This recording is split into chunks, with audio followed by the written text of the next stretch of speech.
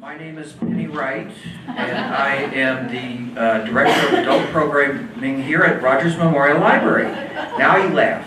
I'm Tom Edmonds. I'm the Director of the Southampton History Museum, really. And I want to introduce Penny Wright, but first I want to say something about Jeff Heatley, who's a friend of mine, and he's been working very hard on helping to preserve Long Island, specifically the East End, but he works as a preservationist by documenting historic buildings. He's an architectural photographer, but he has a website called AAQ East End. He's going to promote himself, I hope, because his website is rich in history data. It's a really great site to go to. I go to it all the time. Not just because the museum is on it, but he brings us up to date with what's going on the North Fork. They're moving a colonial era house in a couple days, next week actually, and he's going to document that, picking up a house and moving it a quarter of a mile, and I think that's really interesting to see. So that's enough of my spiel. Penny? Okay. Hi, I'm Tom Edmonds. Yeah, I am Penny Wright. Welcome. Thank you all for coming. I want to thank Mary Cummings also, who's sitting in the back, largely unnoticed, but except for by us. Mary is the archivist at the Southampton History Museum, and she and Tom just give us great ideas for programs, and this, of course, was their idea. So we're grateful to both of them and for their collaboration on many programs that we do here. I want to just add to what Tom said a little bit about our guest here today, whom we are delighted to have, to speak on Camp Wikoff, Theodore Roosevelt, and his Rough Riders. Roosevelt and his troops came to the Montauk encampment in 1898 to recuperate from disease and war wounds following their victory in Cuba against the Spanish forces in the Spanish-American War.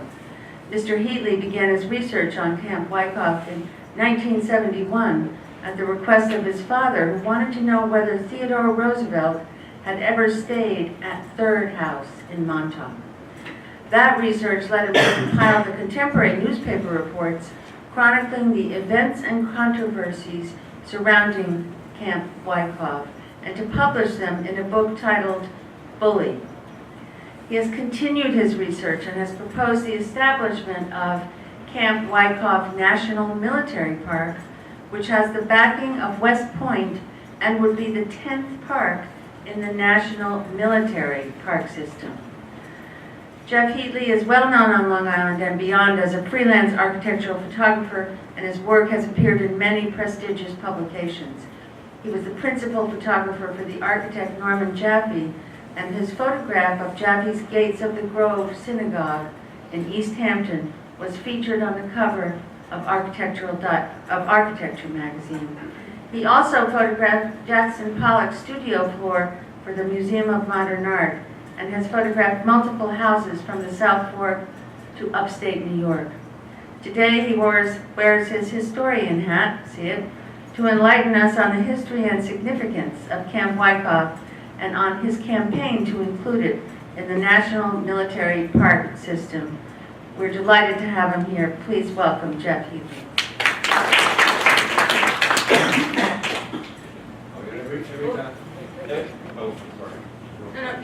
Oh, yeah, right, okay. Every time I talk about Camp Wikoff, I feel that I'm delivering breaking news, even though it's 121 years later. When the book was published in 1920,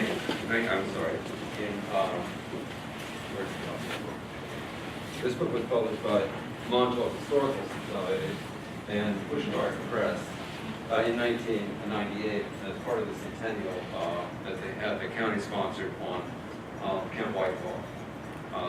So even though it's 21 years later, it's still breaking news to a lot of people, and it's an extraordinary event, as you'll see.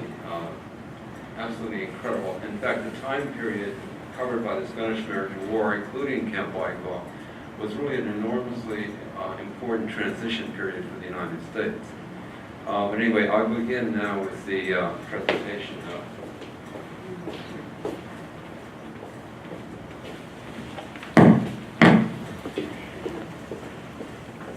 As you can see here, the Declaration of War was on April 21st. The USS Maine was exploded in Havana Harbor on February 15th in 1898. And there was an outrage about that. Remember the Maine, to hell with Spain became the slogan. But there were people who were opposed to it, so it took a little bit of time to go through Congress and to get the Declaration of War. It actually was made on the 25th, but it was retroactive until the 21st. In any case, the Declaration was really basically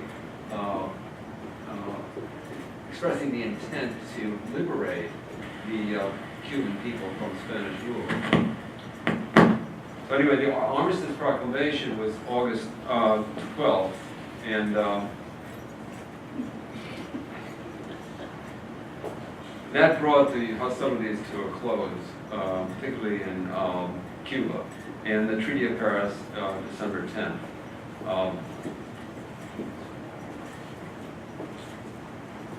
Major General Shafter was the commander in charge of the 5th Army Corps. It was the 5th Army Corps that went to Cuba as the ground force and really won the victory against Spain. In addition to the naval victories too, off with Santiago to Cuba. Of course, this is Montauk at the time. Now, the problem with Cuba was at that time, in the summer months, malaria, yellow fever, typhoid were diseases that really were devastating to the troops, both for the Spanish troops and for the American troops. So they wanted to, because of the condition of the troops, they wanted to move to a place north, eventually, once the war was over, move to a location north. And Montauk was picked because of these very reasons. Northern latitude, a clear site, basically was grazing land, isolated. There were about a dozen people that lived in Montauk. Had Long Island Railroad access as of 1895, which was terrific because it was right to Fort Bombay, which was a deep water port, a harbor. So it just met the requirements better than any other location on the East Coast. This is what Montauk looked like at that time. You can see August 7th, 1898. It's a grazing land. So very few trees, very barren. But note too the bluff at the Montauk Lake, how far extended that is and where it is today. A lot of erosion. But anyway, now for my book I used illustrations and from daily papers in New York City. There were about a dozen New York papers at the time, daily papers. I used illustrations because one, they're terrific when you see them. They're actually better than the photos. But at that time, they didn't reproduce halftones, photo of halftones on a daily basis. So the newspapers always would print the illustrations, not photos. They would do photos on the weekend editions, but I stayed away from summary editions on the weekend because I wanted the daily impact of what was happening. And this particular petition to General Shafter was really unprecedented in military history. It's called the round robin letter. The 5th Army Corps, General Shafter received an order from the Secretary of War, Alger, that after the Spanish had actually conceded or were defeated, that the troops were to be moved every 2 days. The 22,000 soldiers in Cuba at that time would be moved every 2 days. Because of the fever problems, they wanted to try to get away from fever conditions that were would spread fever. Now, the one thing you have to understand too, at that time, they thought yellow fever and malaria were contagious diseases. They're not contagious, but at that time they thought they were contagious diseases. So there was a certain isolation that they tried to keep for the men who did have yellow fever or malaria. Anyway, he called a meeting of, because everyone was upset about the order to move every 2 miles, he called a meeting of the medical officers and the officers, and they all said that the men would die if they stayed in one place. They even tried to move. First of all, they couldn't move every 2 miles every day, because it was just too much to move, even if they were healthy to move. But anyway, they came up and they signed, the officers all signed this to General Shafter, and it was really a protest against a superior officer's order, Secretary of War, which is unprecedented. And Roosevelt was at the meeting as Colonel of the Rough Riders, and he, I believe, wrote this document, but he also wrote an accompanying letter. Now, the interesting thing about this is just an excerpt, of course. I read only because I cannot see a man who reports of bravery, another endured extreme hardship and danger, so uncompletedly go to destruction without starting as far as lies for me, and to avert a doom as fearful as it is unnecessary and undeserved. That one is a separate letter with the round robin petition. What happened, though, was really extraordinary. These documents were handed to General Shafter, and there was an AP, Associated Press reporter there too, and I believe the report is that actually Shafter or someone just pushed the document into the hands of the Associated Press. Now what that meant is the next day, this was August 3rd, the next day was headlines all across the country. And the Secretary of War first saw it in the newspapers before he even got the document. So he was absolutely furious, and he was particularly angry with Theodore Roosevelt, because Roosevelt had said not only the petition, not only was it a petition, but Roosevelt had written his own letter, which was on the cover of William Randolph Hearst's New York Journal. So this really enraged Alger, but he also realized that there was a serious problem, and that the men had to get out of Cuba. So the original thought on Alger's part was to just bring back the healthy men and let the ones suffering from disease stay there until they were healthy. Well, that would have meant they probably would have died. And then he realized from the petition that actually all the men had to get out of Cuba. So then he ordered that day, actually, the same day as the petition was, he got the petition as it was printed in the papers, he ordered the troops to move as fast as possible to the Montauk location, which actually had been selected on July 25th. Now, you think of the timing on this, it's really extraordinary. This is August 3rd. They selected Montauk as a location on the 25th of July. The land was offered at no charge by the Long Island Railroad, which owned about 5,000 acres at the time. And they also, the Long Island Railroad actually put in an iron pier, a railroad pier, that would take a rail spur to unload the supplies from the transport. So here's the order from Secretary of War Alger. Now the shock to the American people was, they had read about Theodore Roosevelt's charge up San Juan Hill. Actually, Richard Harding Davis was really the most famous war correspondent at the time, and he had written the actual description. He was there and wrote a description of Roosevelt and the Rough Riders' charge at San Juan Hill. So Roosevelt was a war hero at this time.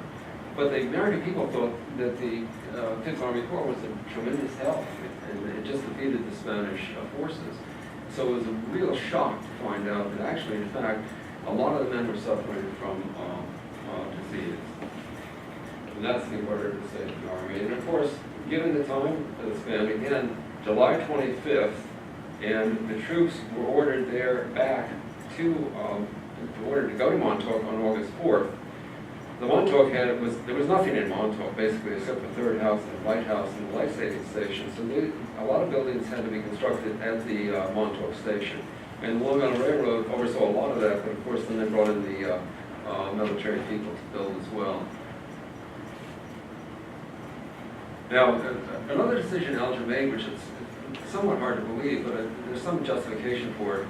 There were 7,000 troops down in the southern camps, and Alger ordered them to Montauk as well. Well, they arrived about a week before the transports arrived with the men from Cuba, but they also were suffering from malaria from, southern, it was a very hot summer down, they were in Florida and various other points in the south. So he ordered 7,000 troops to Montauk, and they arrived on the 9th. Now again, keep the dates in mind. Now, obviously, with a lot of ill soldiers coming, they had to create a hospital. This was a plan for the General Hospital, and it could accommodate 500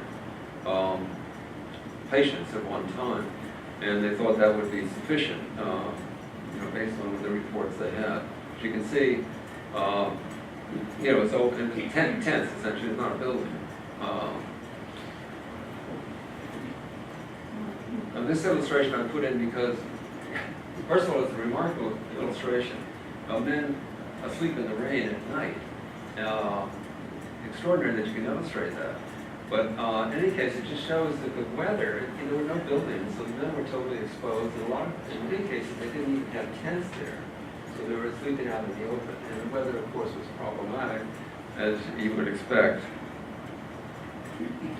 McKinley changed what's called the Great Encampment, or the military encampment, but on the 11th of August, McKinley honored Charles Wikoff, the 22nd United States Infantry. He was the first officer killed in the Battle of Santiago de Cuba, the siege of Santiago de Cuba. So he was henceforth known as Camp Wikoff. That's the battalion made for the encampment. Well, General Young was sent to Montauk to coordinate everything, and he set up his office at Third House. Now, you can see from here, he realized there was no way they could accommodate ill soldiers coming from the south and ill soldiers coming from the south, from Cuba.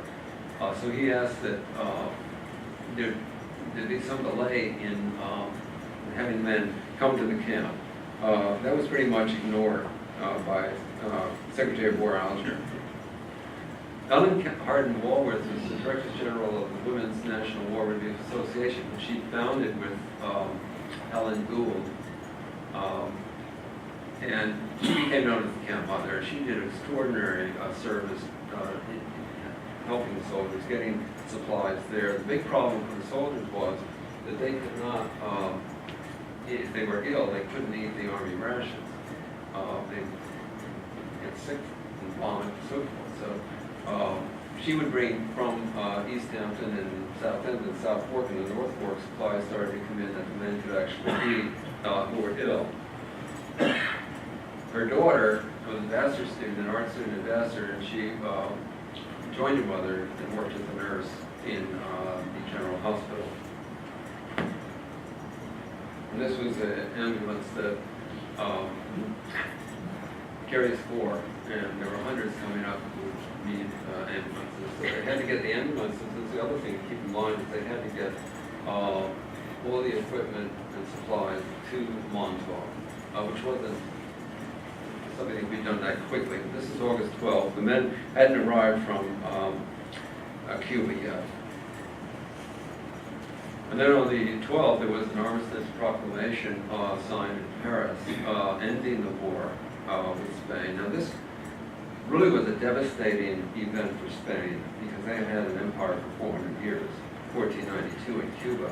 And this was the United States brought it to an end. And it created a cultural upheaval, basically, in Spain. A lot of artists and philosophers and writers reacted to that loss. In any case, the war was brought to an end at this point. The fighting was. The hostilities were brought to an end in Cuba. And then the terms of the agreement actually resulted in the Philippines, the United States really getting some control over the Philippines, Puerto Rico, and Guam. Also Cuba, but it was never the intent of the United States to keep Cuba. The war declaration included an amendment, the Teller Amendment, that stated that the United States would withdraw from Cuba once the government was stabilized. That wasn't true with Guam, however, Puerto Rico, and the Philippines. But in any case, we never had an intent to keep Cuba in any way. We were there for several years after the war, however, to stabilize the country. But this is the first transport that arrived back, Gate City, and everything was fairly good on the transport. When they were spotted off of Montauk, the transports had to signal the condition of the troops. And in this case, they signaled that everything, they said flying colors which indicate that all was well on board. So that was good. It was the first one from Santiago de Cuba.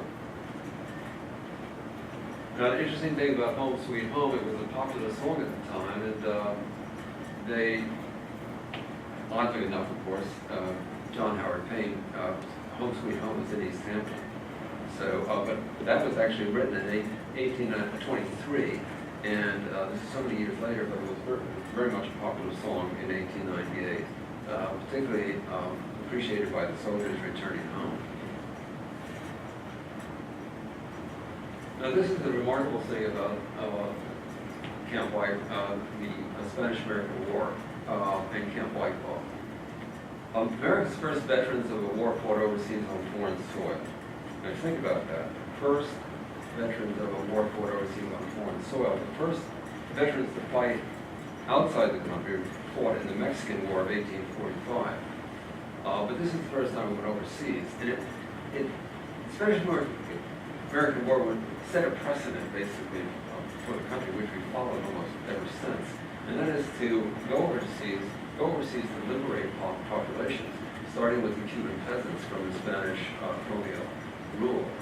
And it's remarkable to me that this is pretty much unknown on the eastern end going on with certain Montauk.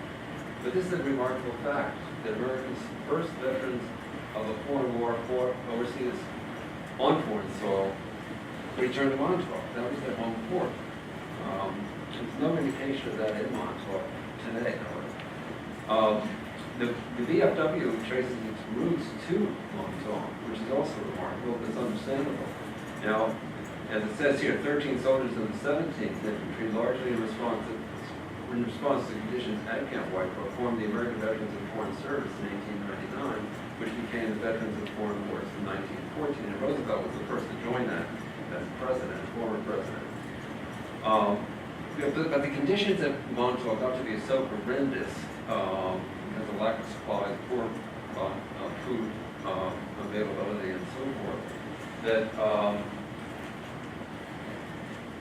it really inspired the creation of the VFW, which is really an amazing thing. I mean, in the VFW traces, I mean, they celebrate their the anniversary in going back to 1890, I'm sorry, going back to 1898 they celebrate, because that was the year they actually were formed. And then, of course, because of the victory, there was great jubilation across the country. Everybody was ecstatic that, the United States had defeated Spain. They expected a very, very long war, and it happened very quickly, within a few weeks, actually. Actually, the battles probably took less than 10 days to defeat the Spanish forces in Cuba. It's really remarkable. So everybody was very happy about that. And it says the release of Cuba, it says, from what relatively small purposes to what a large function the nation has grown. The release of Cuba defined and sufficed for that purpose. The United States became a global power with the defeat of Spain. And that made that war particularly significant in military history. Now, this particular view is the bird's eye view of the encampment. It is a terrific demonstration. It was in, I think it's the world. But in any case, it was a double-page spread. And you can see the rail link coming in, going up onto the railroad pier that the Long Island Railroad built. Keep in mind, too, that a lot of the supplies had to be moved off of those transports, and the rail was really important. The access to the rail was extremely important. The other thing, too, to keep in mind is 1895, when Boston Corbin brought the railroad out to Montauk. It was really basically one line, one track. Now, you can see here there are multiple tracks because they had to do that with the number of troops coming and the number of visitors and back and forth. So they built a number of tracks to accommodate those trains. And I believe that the tracks that you see in Montauk, the Montauk Station now, the multiple tracks, actually date back to that period, the Spanish-American War. There are many more tracks there than there should be. It was just a track coming out to Montauk for no other purpose. You also see this is where the transports came in. They docked at the pier, and the soldiers debarked at that point. You can also see, I don't know if you can make this out, the Montauk Station there The Great Pond, by the way, at that point it was landlocked. It was a lake. It hadn't been opened up as it is today. Initially, they thought the camp might last for 6 months, and this is what they estimated the supplies that would be necessary to accommodate 24,000 soldiers. And they thought the expense would amount to $10 million in expense. But when Roosevelt and Wheeler arrived, there was a tremendous reception for Roosevelt, and also for Wheeler, who was very popular as well. And they debarked on the 15th, I think, from the transport Miami. Somebody on shore on the dock as the ship approached the pier called out to Roosevelt and asked how he was doing. He was up on the deck of the ship, and he said that he was doing disgracefully well in view of how fever-stricken or ill and weak a lot of the soldiers were. But he went on to say, oh, but we had a bully fight. And Roosevelt, of course, at this point, he's new to on a national scene. So people nationally, New York, they knew him to some extent. But nationally he wasn't known. When Richard Hardy Davis wrote the description of the charge of San Juan Hill, Roosevelt became nationally known. And his character began to become apparent to people nationally. He was a man of great integrity, great strength, and he was also, by the way, he was 39 years old at this point. He had written 10 books. He had 6 children when he went off to war. One of whom, Quentin, was not quite 1 year old. And he was actually, people didn't think it was a good idea for him to go to war, but he was committed to the cause and decided to go anyway. One thing also that was remarkable about this description of the charge of San Juan Hill is that Roosevelt was on horseback. He was the only one on horseback in that charge, and he was a perfect target for the Spanish. But somehow he was not shot, which really, as Davis wrote, it was actually incredible that he wasn't shot and killed at that point. Anyway, here he is that's Roosevelt to the right, that's General Wheeler. Now, General Wheeler was a general in the Civil War as well as in the Spanish-American War. He's the only one of 4 who served as a general in both wars, but he was a Confederate general, and he became a U.S. Army general, and he came to personify the reunification of the country following the Civil War. And he was also highly respected. He served 16 years in Congress as well. A remarkable individual, actually. And he was in command of the camp from the time he arrived until Shafter arrived on September 5th. Now what would happen is when the soldiers came in, they had to go to the detention camp for observation, essentially. But there was also a detention hospital, and the soldiers who came, as you can see, one of the soldiers being carried by a comrade there, they would go to the detention hospital. And the detention hospital was really very limited, had very limited access. I think it was a 250-bed hospital for severely ill soldiers. But the camp itself, the detention camp itself, which was located pretty much where Montauk Manor is now, that was 4 acres. So they would go from the harbor up to the top of that hill there where the manor is today, and that's where the camp was. After 4 days, the healthy soldiers would go to their campsites, and those that still needed treatment that weren't severely ill would go to the general hospital. The severely ill soldiers would stay in the detention camp hospital. There's Roosevelt, as you can see here, in the detention camp. Now, after several days, Roosevelt actually stayed at Third House, and as he says here, and this is the answer to my father's question, but find out if Roosevelt ever stayed at Third House. He stayed there, and it's indisputable. New York Times, August 19th. So don't let anyone tell you that he didn't stay at Third House. He stayed there.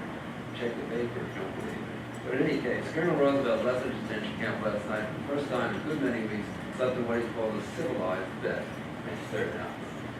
He was always quotable, Theodore was. And the third house, as you see, it looks pretty much the way it does today. It's really incredible. That's an illustration, obviously, from 1898. But Roosevelt got a furlough to go to Sagamore Hill, and he left for 4 days, went up to Sagamore Hill, and here he was greeted by his kids. Pretty well-known illustration of Roosevelt arriving at Sagamore Hill. Interesting thing about Sagamore Hill, by the way, it was built in 1884. Thomas Moran's studio was built in 1884. Same year. If you look at the styles, there are a lot of similarities to them. And of course, that's in East Hampton, Thomas Moran's studio. The boy on the left is Theodore. The girl is Alice. The little girl is Ethel. By the way, one other fact about Theodore Roosevelt, and his son Theodore, they both won the Medal of Honor. When Roosevelt came back and he wrote the letter on protest about Alger's order, Alger really pretty much behind the scenes kept Roosevelt from winning the Medal of Honor. It wasn't until 2001 that President Clinton awarded Theodore Roosevelt's Medal of Honor for the charge of San Juan Hill. His son Theodore won the Medal of Honor in the Second World War. And I think it's maybe one of the only father-son combinations that won the Medal of Honor. Mrs. General Wheeler and his daughter Annie was incredibly important there as a Red Cross nurse. Again, highly respected, General Wheeler was, and his daughter really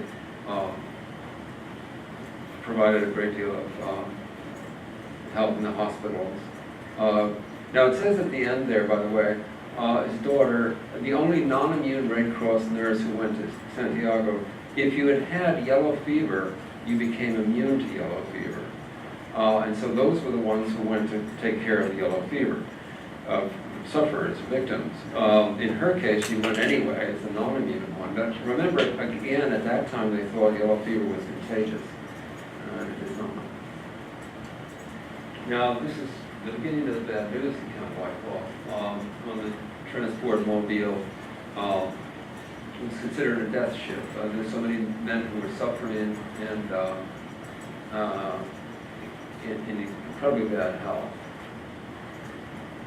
And then this is another story that went on, and unfortunately, in the whole transport of troops from Cuba. Some of the men died in the 7-day voyage. It was a 2,000-mile voyage, trip by sea, and some of the men died and they were buried at sea. And it was also a very tragic thing that happened. The men realized too, whenever the ship came to a halt at sea, they knew someone was going to be buried. And these Massachusetts men died en route. Now, by my calculation, at least 60 men died and were buried at sea. Very tragic occurrence. And this is a nurse, obviously, in the hospital caring for one of the soldiers. Now, this was said by a young lieutenant, and this was absolutely the case. We have everything. We have life and we have death. You've got to keep in mind that even though maybe a half to three-quarters of the soldiers were ill in one degree or another, or some degree or another, but the rest of the men were in incredibly good health. And they were, as you'll see, they got involved in a variety of things. So, it was extraordinary to see that, on the one hand, you had men who were very, very active, and on the other hand, you had men who could barely walk. Storming Camp 3 dead. Now, of course, this must have been something like a tropical storm that came up. Again, people in the tents in the encampment was very much exposed to the elements.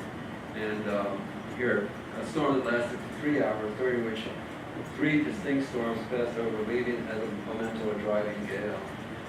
This blew tents down and so forth, and it really created quite a havoc. This is William Tiffany. He died of starvation, which really was a shock to the American people that anyone would die of starvation, especially once they got to the United States. He did not die in Montauk, however, he died in Boston. The reason I include this here is that the transport he was on, the transport Olivet, had gone had more anchored in Fort Bond Bay and requested supplies, some food supplies to the soldiers. It took 6 hours for the food to get to the transport in Montauk Bay. And I think that delay cost William Tiffany his life. Tiffany was from a very wealthy family. As you can see, a member of the Knickerbocker Club, grandnephew of Commodore Perry, and nephew of August Belmont. So he had the money to get what he needed. The problem was getting it there in time. And it didn't arrive in time, and William Tiffany died, unfortunately, in Boston. And this illustration, again, the illustrations are incredibly powerful. Lieutenant Tiffany fought for his country only to die of starvation at home. This outraged a lot of people, and the anger was directed at Secretary of War Alger for not having the appropriate foods for the ill soldiers. This is what Roosevelt said. I'm greatly shocked and grieved at poor young Tiffany's death.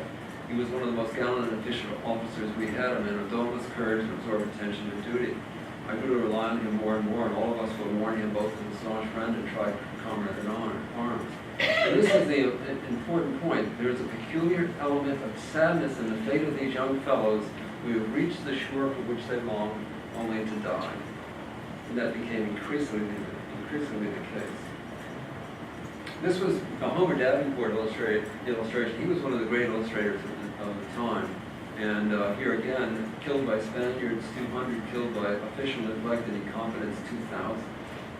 Now Roosevelt, in a private letter to Henry Cabot Lodge, said that he felt that Secretary of War Alger could not learn from experience. So he kept making the same mistakes. And I guess that was the case with Alger. So shall this monument be erected to political incompetence and corruption? Another great illustration here, the Secretary of War, again, people wanted to know why this was happening. They more or less demanded an inquiry, an investigation of why it was that the War Department couldn't supply the soldiers with what they needed in terms of even with supplies like tents, let alone food. The food, of course, was critical. Now, Secretary of War Alger does visit the camp for 2 days. And wait a second. Here he's shown, through the hospital by Annie and General Wheeler. And now, this is it's very interesting because this is the time of yellow journalism. So there was some question of whether or not the reports in the journals like Hearst and Pulitzer newspapers actually were telling the truth and whether it was exaggerated. Now, Secretary of War said that the trip to the camp was for the purpose of seeing for myself the conditions there. They were far better than I had been led to believe from the newspaper accounts.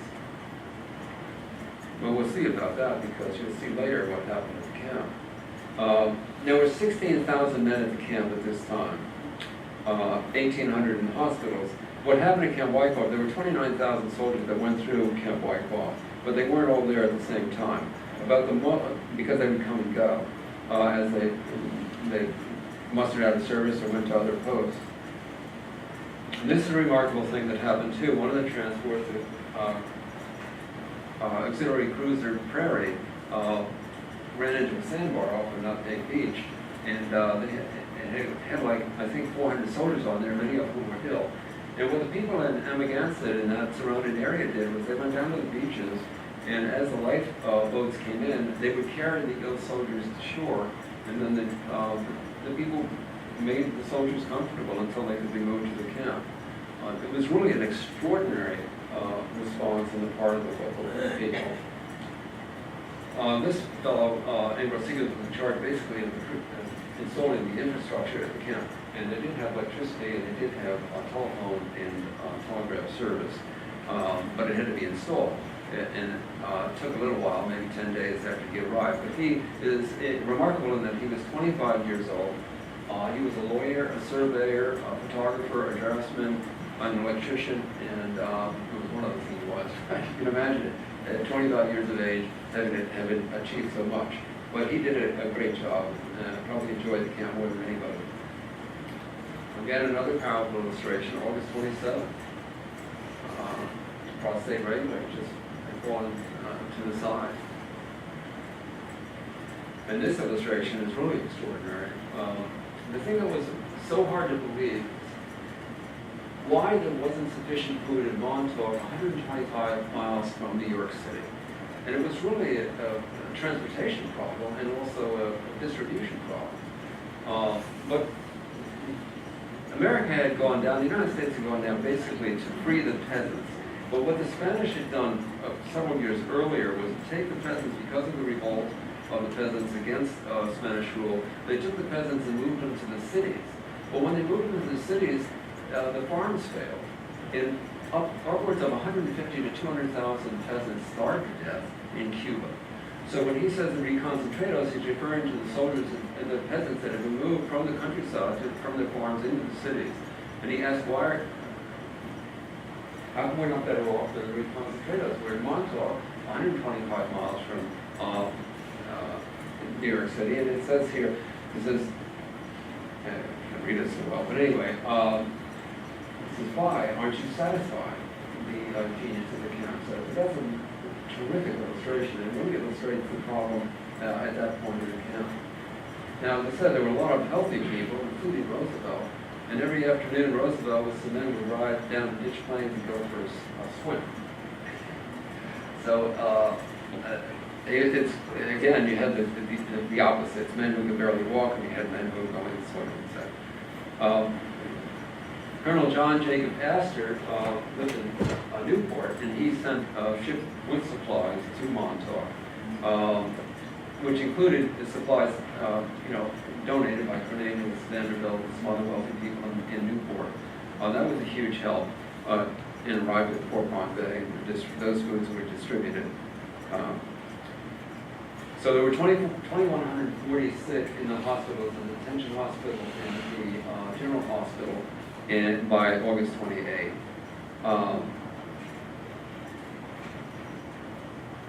Again, the point was that the soldiers had gone down and fought for the liberation of the peasants of Cuba. What was the United States? Came back and they became victims themselves, victims of poor food supplies and poor supplies in general. Now here's another protest against the Yellow Journals. There's a great deal of rot has been written about the condition of the hospitals. It is very true that they have been crowded, but the stress due to this condition is very small. So he disputes the accounts in the city papers. But New York's News, Andy Wheelingham. The other thing that happened is the first time that in Camp Wikoff was the first time women nurses had been allowed into Army hospitals. Prior to that, it had all been male nurses. But because they were short on nurses, they contracted with the Red Cross. Now, the American Red Cross was founded in 1881, and it was the first time they actually had an opportunity to serve their mission, their intended mission, and that was to help soldiers who had been injured or were adversely affected by warfare. So they really were tremendous help, and Annie was one of the Red Cross nurses. Again, a great illustration by Homer Davenport. This was the New York Volunteer 71st, and they came back. Now think about this. That man, when he went into the service 2 months earlier, was in perfect health. He didn't look at all like that. Just to show you how quickly things change. But when you go out without food or not good, when you go with poor nutrition over a period of time, it does affect the way you look, unfortunately. Now, yellow fever was, people were terrified of the possibility of yellow fever, more so than malaria. And again, they thought that it was contagious. So any report of yellow fever just kind of terrified or upset people because they were worried that it would spread. Even the medical people in Washington, when asked about whether or not there would be any risk to people living in New York City if they opened a camp in Montauk and there was yellow fever, and they said, at that point actually they said no because of the distance, but there was that fear that it would spread. So actually it was kept pretty quiet. As you say, the New York Times correspondent, he kind of discovered that there had actually been some yellow fever. Now the other thing too about it is a lot of the malaria cases were really misdiagnosed yellow fever. And yellow fever at that time was more deadly. Now, today, malaria is more deadly. because they have some medication for yellow fever that has reduced the prevalence of it.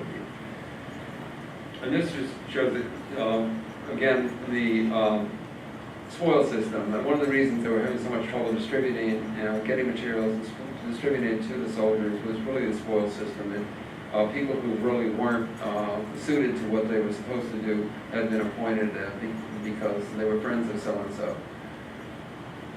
Samuel Parrish wrote this letter and published in the New York Times on August 30th. He was outraged by the conditions. He says, now who is Alger who dares to say to the American people that the conduct of the departments responsible for the past and present disgraceful conditions of affairs in the Army is magnificent? He said, for campaign purposes, remember Camp Wikoff may be as effective in its way as remember the Maine. And again, healthy soldiers. There's Roosevelt watching the bucking bronco. His soldiers, of course, a lot of them were cowboys. And it was a great mix in Roosevelt's Rough Riders of college athletes and cowboys. This is the Allegheny. It was really basically a cattle ship, and this was also, as you can see here, floating hell. A lot of men died on the way to Montauk on board the Allegheny, and it was just a brutal thing. That arrived on the August 31st, and here are the names of those who died and were buried at sea. And again, Massachusetts, the 9th Massachusetts Volunteers. Now, the buried at sea was really a tragic thing. At last came the dispatch telling of the regiments embarking on a transport. It's a died at sea, the paper said this morning, just as shore was almost in sight. And now the brother asked with voice dangerously near breaking, can you tell me, sir, whether he was buried at sea? Never wanted to be told that a soldier was buried at sea. This is Roosevelt, this is Wheeler and Shafter. They both commanded the camp. Wheeler until September 5th. The Shafter arrived on September 1st, took command on September 5th, and wasn't commanded until mid-October. Again, this is September 4th. You know, illustration in September 4th, probably observed September 3rd. Nation shame, really extraordinary illustration. And this was the encampment. This actually was an actual map prepared in September 1898. And you can see, if I can point this out down here, the Montauk Association down there. You can see the houses there. The General Hospital, which is where the Montauk Downs is located, the detention hospital, pretty much where Montauk Manor is located. Most of the campsites were down in what they call the Montauk, the Great Plain in Montauk. But this is a pretty accurate map. But again, the campsites, the soldiers kept coming and going, so this would have changed probably within a week. It would have been different. President McKinley visited the camp and spoke to the soldiers for the first time on September 3rd. And this was Montauk's great day. He talked gently to the soldiers in the hospitals in a spirit of thanks in the camps, and always in a way to make the unfortunate soldier feel that he was talking to a commanding officer who had his best interest at heart. And he did go through the camp. Here Wheeler shows him through there, and here he's talking to a private. He says, I'm glad to meet you. I'm honored to meet the brave men who stand before me today. I bring you the gratitude of the nation to whose history you have added by your valor a new and glorious page. He spoke to 5,000 soldiers on the Great Plain, and he said that the brave officers and men who have fell in battle and those who have died from exposure and sickness will live in immortal store, and their memories will be perpetuated in their hearts and the history of a generous people. And here the soldiers asked them to be sent home. Again, the purpose of the war, of course, was to free Cuba initially. I mean, mainly that was the purpose. And here's an editorial in the Boston Globe which says that the shores of many of our so-called lands of freedom have been lighted with short-lived flashlight republics for time without end. May the new Cuba that is to come be worthy of its grand sacrifices and of the great American Republic that has made it possible. Now we know what's happened since. Not quite what they had in mind.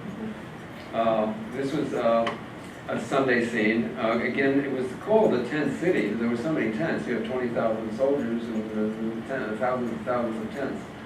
And this, by the way, is the first bully pulpit, I believe. Roosevelt worried that he wouldn't be able to, wouldn't speak to have an opportunity to speak to his men and say goodbye and farewell to them, took the opportunity at the Sunday sermon and delivered this kind of,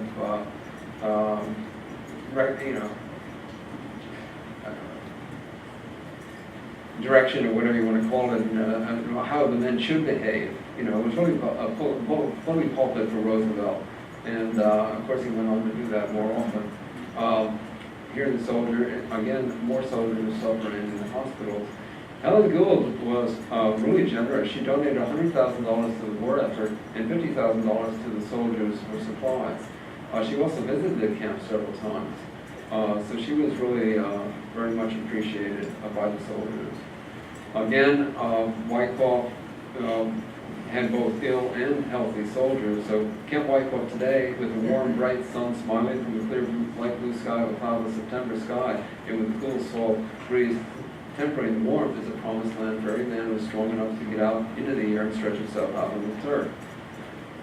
And people could visit the entire camp except the detention camp. So here you have some women dressed, dressed up to visit to greet the soldiers coming back from the first Illinois. Leaving Montauk was brutal too for a lot of these soldiers. They had to lie on their backs in a shack maybe 4 to 6 hours until they were warned that it's time to get on the train.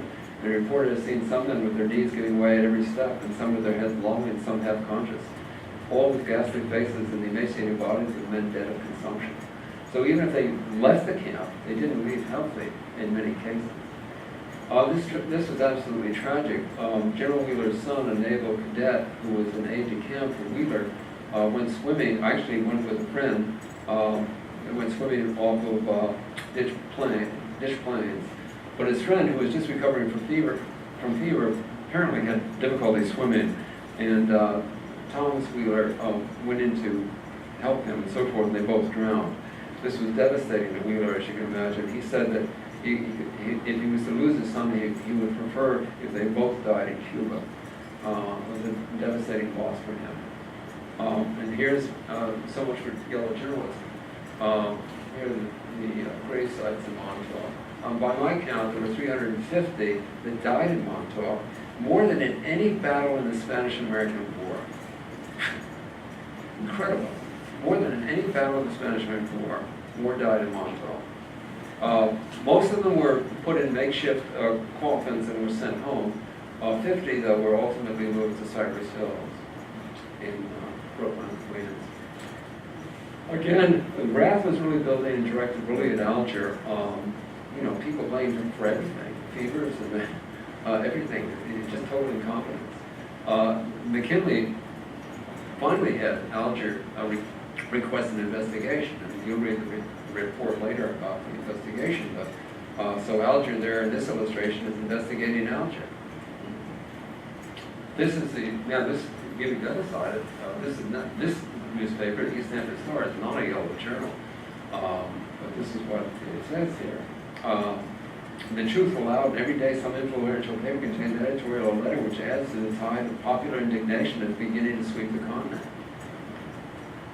And here's Joseph Pulitzer in The World, who was accused of being a yellow journal. He says, no, the truth is that the fault of the press has been not sensationalism, but too long silence. Suppression of criticism, ignoring of mistakes, and of the manifest mismanagement of the army instead of telling the public and Mr. McKinley the plain, honest truth. Now Roosevelt, he was so popular that actually General Wheeler on the transport of Miami coming up said to Roosevelt, he says, you're going to be governor of New York State and you're going to be president of the United States. And according to Wheeler, Roosevelt's response was to laugh a great deal. But in any case, there was little chance Roosevelt could become governor. When he arrived, actually in July, the delegates to the Saratoga Convention, Republican Convention, had already been selected, and they were supporting the incumbent who was seeking re-election, Governor Black. So the chance of Roosevelt even becoming governor was incredibly slight. Plus, the political boss, Senator Thomas Platt, didn't like Roosevelt. Roosevelt was far too independent, and he wouldn't have been able to control him. But in any case, Roosevelt didn't want to talk politics until he was mustered out of service. And the mustering out took much longer than he anticipated. He hadn't mustered out yet. This is, September 10th. But he did announce that if the nomination were offered to him, he would accept it, and he would consider it an honor. This was the last transport to come into Fort Pond Bay. 13 had died on the way up. Roosevelt said goodbye to his troops, of course, on the 13th. He had that opportunity, and he left camp on the 14th. I'm proud of this regiment beyond measure, and I'm proud of it because it is a typical American regiment. The foundation of the regiment was the cow punch, and we have got him here in bronze. That's a Frederick Remington bronze given to Roosevelt. And that's at Sagamore Hill today. Again, visitors today saw that Camp Wikoff at its best. Again, the weather, when it was good, it was terrific. And here's the breaking up of Camp Wikoff. Beginning in the middle of September, it took another 5-6 weeks before the troops were actually had left the camp. And this is really an extraordinary thing in the Sag Harbor Corrector. When the final chapter of Camp Wikoff comes to be written, the ministry angels from the belonging Hamptons of both sexes should have their names well placed, and the devoted men and women from these belonging villages who have given their time, their means, and their best efforts to alleviate the sufferings of the soldiers at Montauk Point deserve and should receive not only the thanks of the War Department, but the gratitude of the people of the United States. From the first, they provided substantial and sensible assistance, and although hampered in every way by red tape and absurd regulations, they persisted in their errand at first. But today, name one of those angels. Nobody can name them. They've been forgotten. It's really a disgrace. And this, of course, is a portrait. This is by George Lipsky, artist, and this is a caricature of Secretary of War Alfred.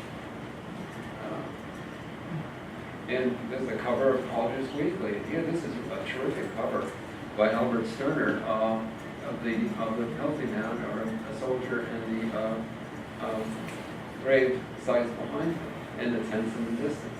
And that was the September 24th.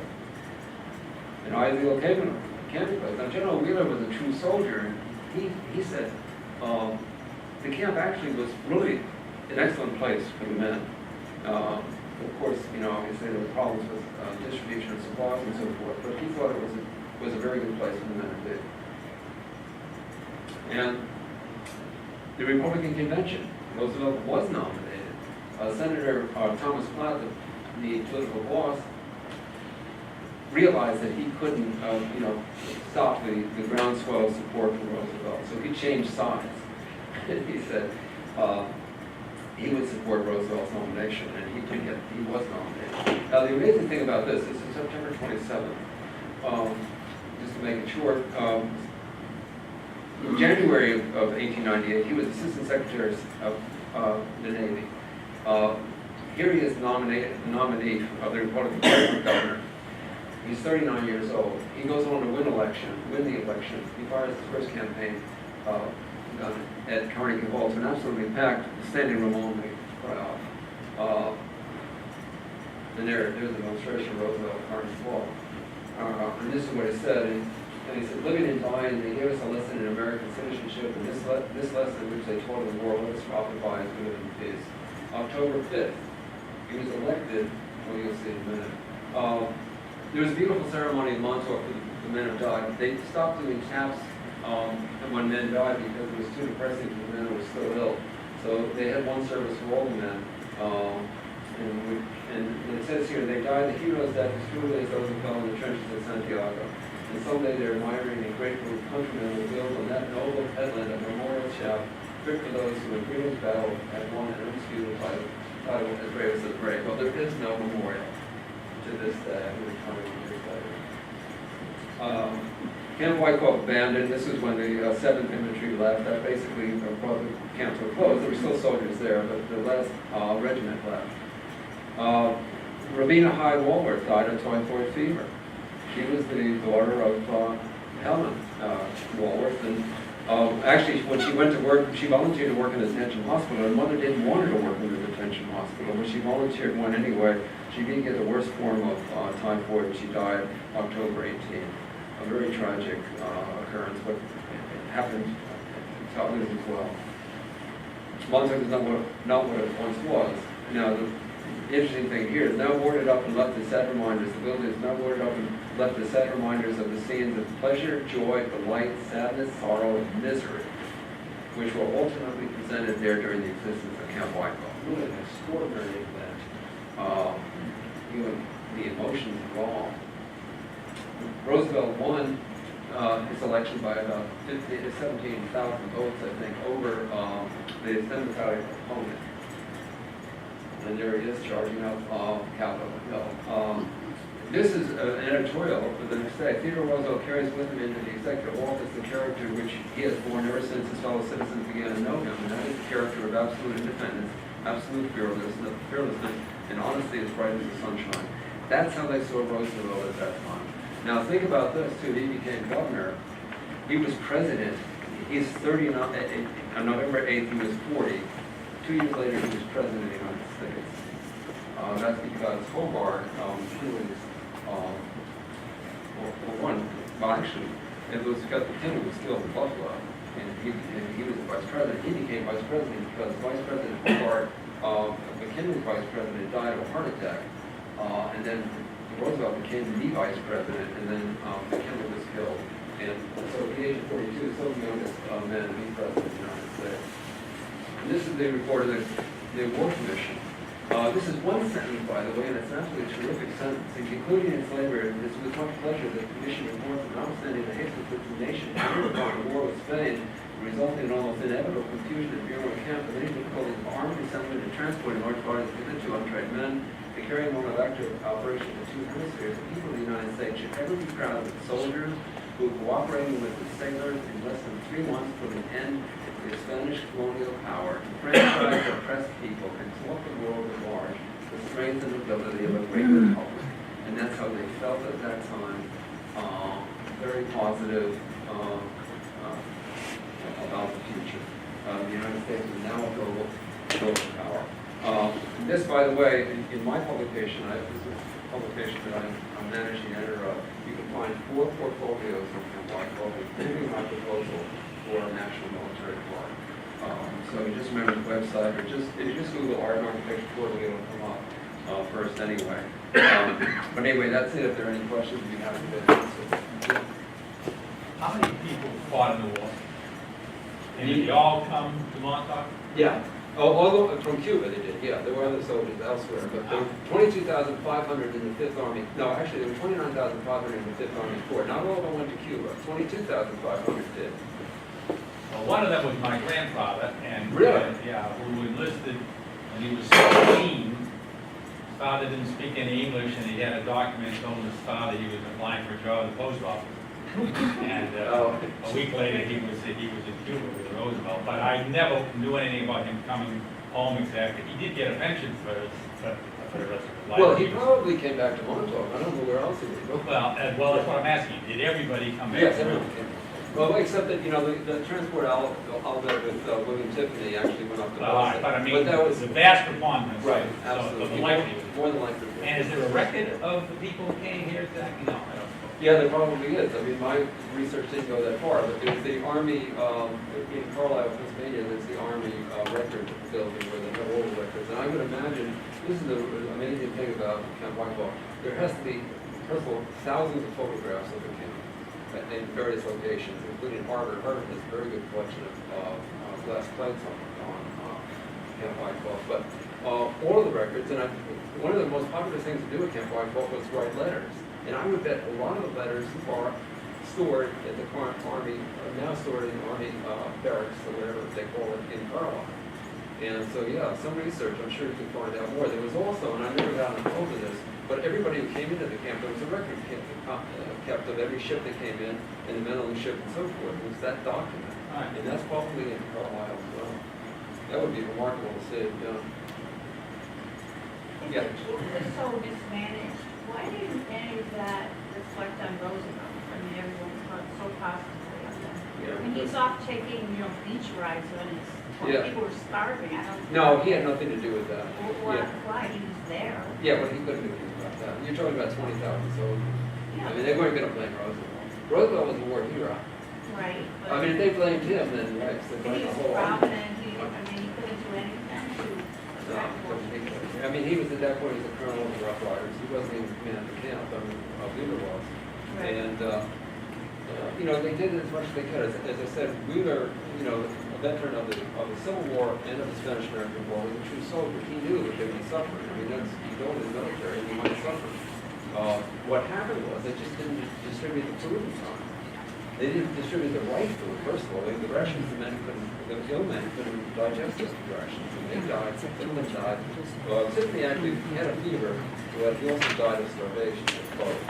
So, you know, it was really, Alger was the one who really, you know, he would have kept them down in Cuba, and many more would have died. The Spanish said that 80% of their soldiers died of fever. 80% in Cuba. And the other thing, too, is August was the worst time to be in Cuba. That's one of the reasons the soldiers wanted the troops out, because it was July, it was late July, it was early August. And if they had stayed through August, they would have lost a tremendous percentage. So they tried to bring all the food out by train?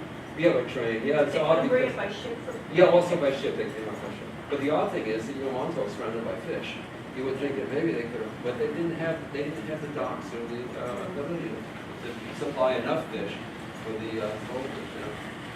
I mean, you would think that, and a lot of supplies were sent from the North Fork and from the South They Fork. weren't there potato prawns? Yes, they sent a lot of food out. We're talking 20,000 soldiers. Yeah. I mean, the healthy had to be fed as well. I mean, well, they could eat the rations actually, but it was still just insufficient, and it didn't arrive in time. Did people escape? Yeah, some of the soldiers did, they had to be rounded up in Sag Harbor, and they were put in jail for desertion. They said they would rather go to jail than go back to Cuba. So, if they had to go back to Cuba. By the way, the initial camp was actually set up for the soldiers to recuperate for a siege on Havana in the fall. As it turned out, Spain ceded before that. And then the camp, that was the end of the war.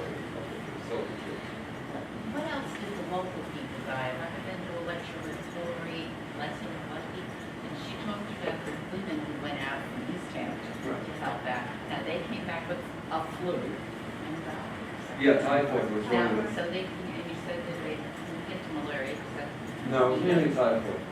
so typhoid develops in these kind of. Oh, yeah, very bad conditions. sanitation, yeah. Now, the thing about that is, Thomas Murray's wife, actually, Thomas Murray's daughter sort of worked with him, and she got typhoid. And her mother died of typhoid in the spring. Probably the same typhoid strain that she had.